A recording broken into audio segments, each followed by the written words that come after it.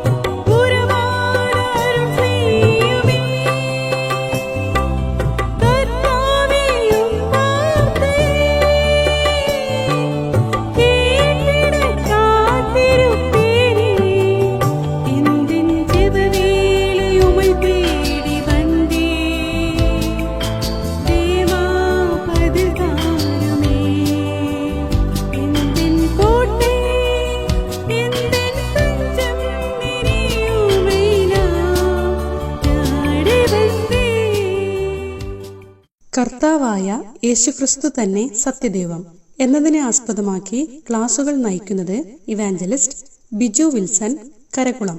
ആദിയിൽ ആകാശവും ഭൂമിയും ഉണ്ടാക്കിയ ദൈവത്തിന് മഹത്വവും ബഹുമാനവും സ്തുതിയും വീണ്ടും ഈ പ്രഭാതത്തിൽ അർപ്പിക്കുന്നു.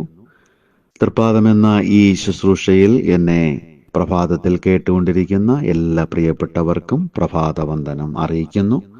ഈ പ്രഭാതത്തിൽ ദൈവമാകുന്ന കർത്താവ് തിരുവചനത്തിലെ അത്ഭുതങ്ങളെ കാണുവാൻ നിങ്ങളുടെ കണ്ണുകളെ തുറക്കട്ടെ. ആത്മീകമായും ഭൗമികമായും എല്ലാ നന്മകളും ഈ പ്രഭാതത്തിൽ നിങ്ങളിൽ നിറച്ച് സർവശക്തൻ നിങ്ങളെ കാത്തുകൊള്ളട്ടെ.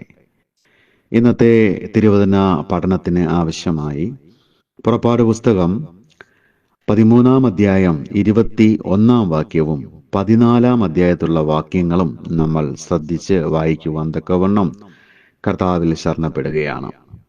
13-ാം അധ്യായത്തിന്റെ 21-ാമത്തെ വാക്യം: അവർ പകലും രാവും യാത്ര ചെയ്യുവാൻ തക്കവണ്ണം അവർക്ക് വഴി കാണിക്കേണ്ടതിന് പകൽ മേഘസ്തംഭത്തിലും അവർക്ക് വെളിച്ചം കൊടുക്കേണ്ടതിന് രാത്രി അഗ്നിസ്തംഭത്തിലും യഹോവ അവർക്ക് മുൻപായി പോയിക്കൊണ്ടിരുന്നു. ഈ പ്രഭാതത്തിൽ ഇസ്രായേൽ മക്കളെ ദൈവമാകുന്ന കർത്താവ് വഴി നടത്തിയ ചരിത്രമാണ് നമ്മൾ വായിച്ചത്. ഫറവോന്റെ അടിമത്വത്തിൽ നിന്നും പെസഹ കുഞ്ഞാടിനെ അറുത്ത് പെസഹ കുഞ്ഞാട് രക്തത്താൽ ഉള്ളതായിരിക്കുന്ന വിമോചനം നൽകി ദൈവമാകുന്ന കർത്താവ് അവിടെ നിന്ന് അവരെ വഴി നടത്തി വരികയാണ്. മരുഭൂമിയിലെത്തിയിരിക്കുകയാണ്. മരുഭൂമിയിലെ ശക്തമായിരിക്കുന്ന ചൂടും തണുപ്പും അത് അവർക്ക് സഹിക്കുവാൻ തക്കവണ്ണം കഴിയുന്നതിനേക്കാൾ അപ്പുറമാണ്. എന്നാൽ ദൈവമാകുന്ന കർത്താവ് പകൽ മേഘസ്തംഭമായി രാത്രി അഗ്നിസ്തംഭമായി അവർക്ക് വെളിച്ചവും അതുപോലെ തന്നെ എല്ലാ നന്മകളും നൽകി അനുഗ്രഹിച്ച് കൂടെ ഉണ്ടായിരുന്നു. ആ ഭാഗമാണ് നമ്മളിപ്പോൾ വായിച്ചത്. എന്നാൽ അവരോടുകൂടെ ഉണ്ടായിരുന്നതായിരിക്കുന്ന ഈ ദൈവമാകുന്ന കർത്താവ് ദൈവത്തിന്റെ ദൂതനാണെന്നും പറയുന്നുണ്ട്. പുറപ്പാട് 14-19 വാക്യം വായിക്കുന്നു: അനന്തരം ഇസ്രായേലിയരുടെ സൈന്യത്തിന് മുമ്പായി നടന്ന ദൈവദൂതൻ അവിടെ നിന്ന് മാറി അവരുടെ പിന്നാലെ നടന്നു. മേഘസ്തംഭവും അവരുടെ മുൻപിൽ നിന്നും മാറി പിൻപിൽ പോയി നിന്നു. ഈ ഭാഗം ശ്രദ്ധിക്കുക. ഇവിടെ ദൈവദൂതൻ അവരോടുകൂടെ ഉണ്ടായിരുന്നു എന്നാണ് പിന്നീട് പറയുന്നത്. 24-ാമത്തെ വാക്യത്തിലേക്ക് നമ്മൾ വരുമ്പോൾ, പുറപ്പാട് 14-24 നമ്മൾ വായിക്കുമ്പോൾ, പ്രഭാതയാമത്തിൽ യഹോവ അഗ്നി മേഘ സ്തംഭത്തിൽ നിന്ന് മിസ്രൈം സൈന്യത്തെ നോക്കി മിസ്രൈം സൈന്യത്തെ താറുമാറാക്കി. ഈ രണ്ട് ഭാഗങ്ങൾ ചേർത്ത് വായിക്കുമ്പോൾ ആദ്യമായിട്ട് യഹോവ അവർക്ക് പ്രത്യക്ഷനായി മേഘസ്തംഭത്തിലും അഗ്നിസ്തംഭത്തിലും ഉണ്ടായിരുന്നു എന്ന് പറയുമ്പോൾ പിന്നീട് ദൈവദൂതനാണ് കൂടെ ഉണ്ടായിരുന്നു എന്നും പറയുന്നു. കഴിഞ്ഞ ദിവസങ്ങൾ നാം ചിന്തിച്ചതുപോലെ ദൈവത്തിന്റെ ദൂതനെന്നും യഹോവയുടെ ദൂതനെന്നും യഹോവയെന്നും വെളിപ്പെടുന്ന ഈ വ്യക്തിത്വം നമ്മുടെ കർത്താവും രക്ഷിതാവുമായിരിക്കുന്ന യേശുക്രിസ്തു ആയിരുന്നു എന്നുള്ള കാര്യം കഴിഞ്ഞ ദിവസങ്ങളിലെ ചില പാഠങ്ങളിൽ നിന്ന് നമ്മൾ വ്യക്തമായി പഠിച്ചതാണ്. എന്നാൽ ആ ഭാഗങ്ങൾ വീണ്ടും ഉറപ്പിക്കാനായിട്ടുള്ള തിരുവെഴുത്താണ് ഈ ഭാഗത്ത് കാണുവാൻ തക്കവണ്ണം കഴിയുന്നത്. നമ്മുടെ കർത്താവായ യേശു ആദിയിൽ ഉണ്ടായിരുന്നവനാണ്. സകലതും അവൻ മുഖാന്തരം ഉളവായി. ഉളവായതൊന്നും അവനെ കൂടാതെ ഉളവായതല്ല. ഇസ്രയേലും ഈ ലോകവും അവരുടെ പിതാവായിരിക്കുന്ന അബ്രഹാമും എല്ലാം ഉണ്ടാകുന്നതിന് മുമ്പ് ഉണ്ടായിരുന്നവനായിരിക്കുന്ന ക്രിസ്തുവാണ് മിസ്രൈമിൽ നിന്നും ഇസ്രായേൽ മക്കളെ വഴി നടത്തി മരുഭൂമി വഴി കൊണ്ടുവരുന്നത്. കർത്താവായ യേശുക്രിസ്തു എന്ന രക്ഷിതാവ് അവരോടുകൂടെ ഉണ്ടായിരുന്നു. എന്നാൽ യേശുക്രിസ്തു എന്ന നാമത്തിലല്ല അവർക്ക് വെളിപ്പെട്ടത്, പിന്നെയോ യഹോവയുടെ ദൂതൻ യഹോവ എന്ന നാമത്തിൽ അവർക്ക് വെളിപ്പെട്ടു. ഈ ഭാഗങ്ങൾ മനസ്സിൽ വെച്ചുകൊണ്ട് പുതിയ നിയമഭാഗത്തേക്ക് നമ്മൾ പ്രവേശിക്കുമ്പോൾ, പുതിയ നിയമത്തിൽ 1 കൊരിന്ത്യർക്ക് എഴുതിയ ലേഖനം, കൊരിന്ത്യർക്ക് എഴുതിയ 1-ാം ലേഖനം 9-ാം അധ്യായത്തിൽ,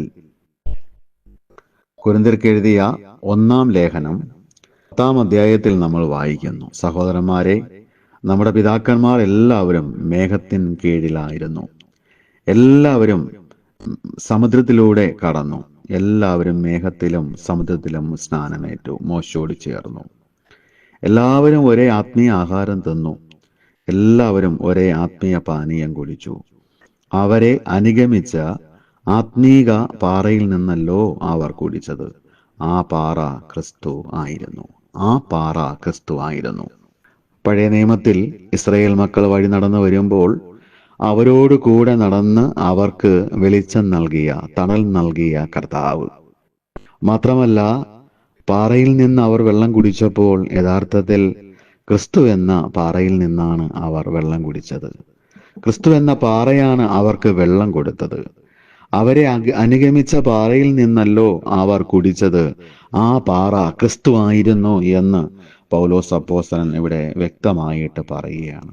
ആ പാറ ക്രിസ്തു ആയിരുന്നു. ഇന്ന് പകൽക്കാലം ഈ തിരുവെഴുത്തുകൾ ശ്രദ്ധിച്ച് നമ്മൾ മനസ്സിലാക്കുമ്പോൾ നമുക്കൊരു കാര്യം ഉറപ്പാക്കാനായിട്ട് കഴിയും.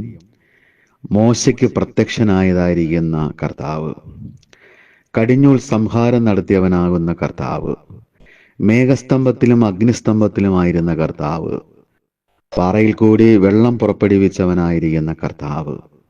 മാത്രമല്ല, യഹോവ എൻ്റെ പാറയാണ്, എൻ്റെ ദുർഗമാണ്, എൻ്റെ കോട്ടയാണ്, എൻ്റെ സങ്കേതമാണെന്ന് സങ്കീർത്തനക്കാരന്മാർ പാടിയിരിക്കുന്നത് പോലെ അവരോടുകൂടെ ഇരുന്ന് അവർക്ക് എല്ലാ നല്ല ദാനങ്ങളും നന്മകളും കൊടുത്ത് അവരെ അനുഗ്രഹിച്ചതായിരിക്കുന്ന പാറ, ആ പാറ പഴയ നിയമത്തിൽ വെളിപ്പെട്ടതായിരിക്കുന്ന ദൈവമാണ്. ആ ദൈവം കർത്താവായിരിക്കുന്ന യേശുക്രിസ്തുവാണ് എന്ന് വ്യക്തമായിട്ട് നമുക്ക് പഠിക്കുവാനും കഴിയുന്നു. ഈ പ്രഭാതത്തിൽ കർത്താവായ യേശുക്രിസ്തുവിൻ്റെ മഹത്വം നമ്മൾ മനസ്സിലാക്കണം. അവിടുന്ന് ഉണ്ടായിരുന്നവനാണ്, ഇസ്രായേൽ മക്കളെ വഴി നടത്തിയ ദൈവമാണ്. അതുകൊണ്ടാണല്ലോ അവിടുന്ന് പറഞ്ഞത്, അബ്രഹാം ജനിക്കുന്നതിന് മുമ്പേ ഞാനുണ്ട്. അബ്രഹാം ജനിക്കുന്നതിന് മുമ്പേ അവിടുന്ന് ഉണ്ടായിരുന്നവനാണ്. അബ്രഹാമിൻ്റെ സന്തതിയായിരിക്കുന്ന ഇസ്രായേലിനെ വഴി നടത്തിയവനാണ്. അവർക്ക് കുടിക്കാനായിട്ട് വെള്ളം കൊടുത്ത പാറ അവിടുന്നാണ്. അവരെ അനുഗമിച്ച പാറ അവിടുന്നാണ്. ഇന്ന് പകൽക്കാലം കർത്താവായ യേശുക്രിസ്തുവിൻ്റെ വലിപ്പവും അവിടുത്തെ മഹത്വവും ഈ വചനങ്ങൾ കൂടി നമുക്ക് ഗ്രഹിക്കുവാൻ തക്കവണ്ണം കഴിയുന്നതാണ്. നമ്മുടെ കർത്താവിൻ്റെ മഹത്വത്തിനായിട്ട് ഈ പ്രഭാതത്തിൽ നമുക്ക് ജീവിക്കാം. യേശു കർത്താവ് പഴയ നിയമത്തിൽ വെളിപ്പെട്ട യഹോവയാണ്, ദൈവമാണ്, യഹോവയുടെ ദൂതനാണ്. അവിടെ നിന്നാണ് പുതിയ നിയമത്തിൽ വെളിപ്പെടുന്ന കർത്താവായ യേശുക്രിസ്തു എന്ന ലോകരക്ഷകൻ. ഈ അറിവോടുകൂടി ഈ പ്രഭാതത്തിൽ നമുക്ക് വീണ്ടും ജീവിക്കാം. ഈ തിരുവെഴുത്തുകൾ മുഖാന്തരം ഇന്ന് പകൽക്കാലം ദൈവമാകുന്ന കർത്താവ് നമ്മെ അനുഗ്രഹിച്ച് ശക്തീകരിക്കട്ടെ. എല്ലാ നല്ല ദാനങ്ങളും കർത്താവ് നമുക്ക് നൽകട്ടെ. പറഞ്ഞു തീരാത്ത ദാനം നിമിത്തം ഈ പ്രഭാതത്തിൽ കർത്താവിന് മഹത്വവും ബഹുമാനവും സ്തുതിയും ഉണ്ടാകട്ടെ. അവിടുത്തെ വലിയ നാമം വാഴ്ത്തപ്പെടുമാറാകട്ടെ. ആമേൻ.